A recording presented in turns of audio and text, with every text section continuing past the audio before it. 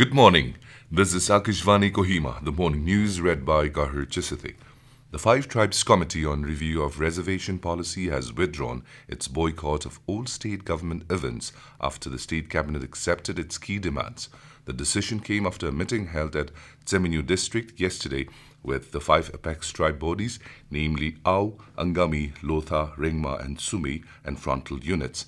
In a press release, the committee said the meeting appreciated the cabinet for agreeing with its representation to rename the Job Reservation Commission to the Commission for Review of Reservation and expand its terms of reference beyond employment. It affirmed that the committee and the five apex tribe bodies are ready to fully cooperate with the commission going forward. The Joint Coordination Committee JCC of the Nagaland State Service Association has announced that its ongoing pen-down strike will continue after its first meeting with the State Cabinet Subcommittee failed to yield any resolution. In a statement, the JCC, comprising Kensia, Fonsesa, NIDA, NSSA and NF and ASA, said the meeting was held yesterday in the office chamber of the Chief Secretary in Kohima to discuss its demands regarding the selection of non-SCS officers into the IAS. Despite detailed discussion, since the Cabinet Subcommittee could not meet the JCC's demands, therefore it was decided that the matter would now be placed before the State Cabinet for a final decision. In view of this, it informed all departments and service associations that the strike will continue till further notice or till demands are addressed.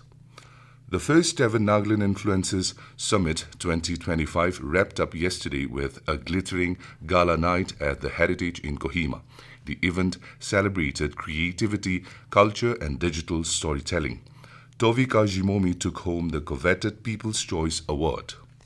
Really grateful to Nagaland Influencer Summit for acknowledging and celebrating our effort and talents. I believe all of us here are encouraged and motivated, and I'm also grateful to our God, to my parents, to each and everyone who voted for me, and to all of you who supported me from day one. I'll aspire to live more responsibly and give my best at what I do. Top digital creators across Nagaland were also recognized for their impact across categories including beauty, music, fashion, photography, and social causes. The three-day summit brought together content creators, media professionals, and young talents from across the state, highlighting the growing influence of digital voices in shaping culture and community in Nagaland. Today is Police Commemoration Day. On this day in 1959, 10 valiant policemen laid down their lives in an ambush laid by heavily armed Chinese troops at Hot Springs, Ladakh. Since then, 21st October is observed as Police Commemoration Day every year. Today, Defence Minister Rajnath Singh will lay a wreath at National Police Memorial in New Delhi. Union Minister of State for Home Affairs, heads of Central Armed Police Forces, Central Police Organizations will also pay homage to the martyrs by laying wreaths.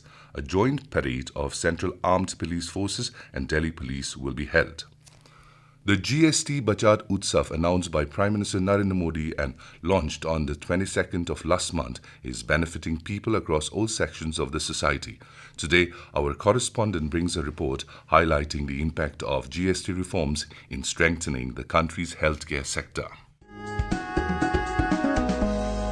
The next generation GST reforms have provided significant relief to citizens and strengthened the country's healthcare sector by making medicines and other medical related products more affordable. The GST rates on 36 life-saving medicines used for treatment of cancer and severe chronic diseases have been exempted from the earlier 12%. The new GST rates on medicines and medical devices are improving access to healthcare and supporting domestic manufacturing in the sector. With Adarsh, Tilnashi Arzu, Akashvani News, Delhi.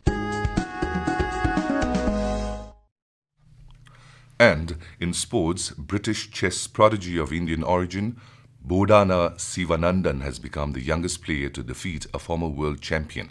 The 10-year-old achieved this by pulling off a stunning win against Ukraine's former women's champion, Grandmaster Maria Muzichuk at the European Club Cup in Greece. In July, Ms. Sivanandan had achieved the status of the youngest chess player to earn a women Grandmaster norm.